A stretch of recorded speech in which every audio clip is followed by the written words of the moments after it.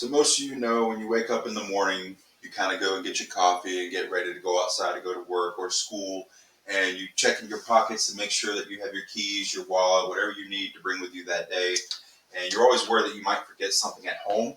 So that would be an anxious tendency that you would have. And that's kind of what we're going to be talking about today. So most of you know somebody in your family or personal friend group that has an anxiety disorder or some type of one. So today I've done extensive research about the 5 different types of anxiety disorders and how they affect Americans' lives daily, and also the statistics for each. First, we're going to talk about generalized anxiety disorder.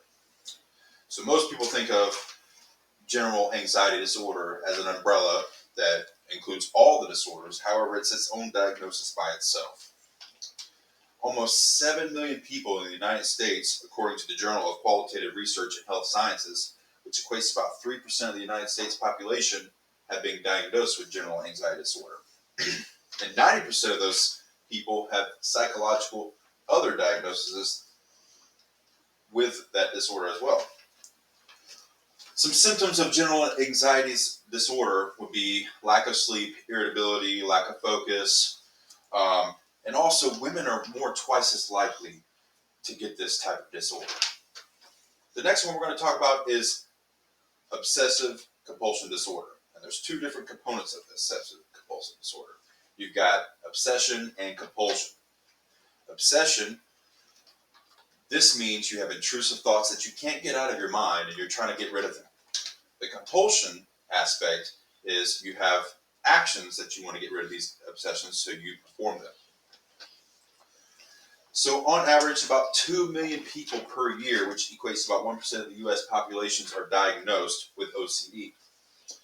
And on most cases, they're diagnosed around the age of 19, but in some rare cases, at the age of 4 years old, some diagnoses are found. Another common disorder is panic disorder.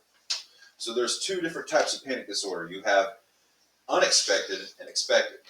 So the expected would be like you're jumping off a cliff or jumping out of a plane or something along those lines. That would be an expected symptom.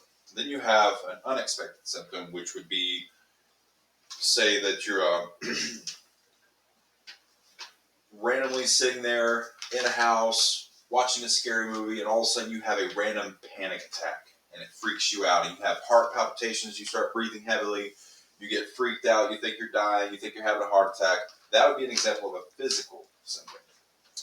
So 3% of people in the United States last year were diagnosed with panic disorder. And most people, 5% of people in the United States will experience at some point in their life a panic attack, possibly. Another disorder commonly known would be post-traumatic stress disorder.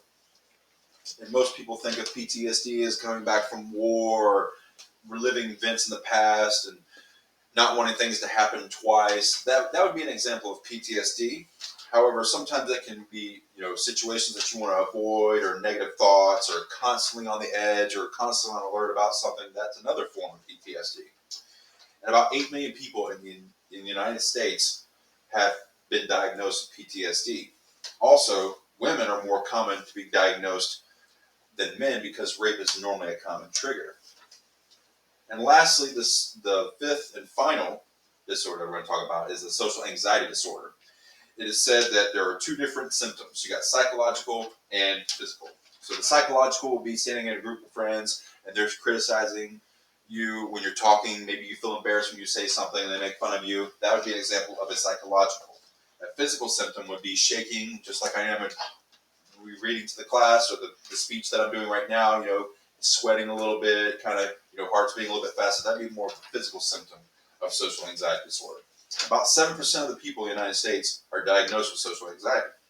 And also, most of the time, they're diagnosed around the ages of 10 or 13.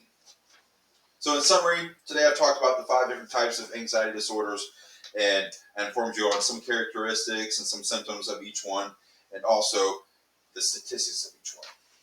So today I implore you to go spend time with family and friends, keeping them have positive attitude, make sure that you take care of one another because you never know what someone's going through.